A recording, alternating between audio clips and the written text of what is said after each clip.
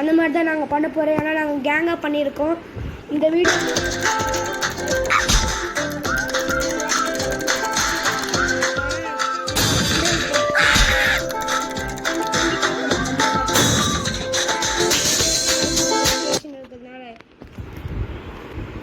இப்போ என்ன நடக்க போகுதுன்னு வேறு தெரில கைஸ்.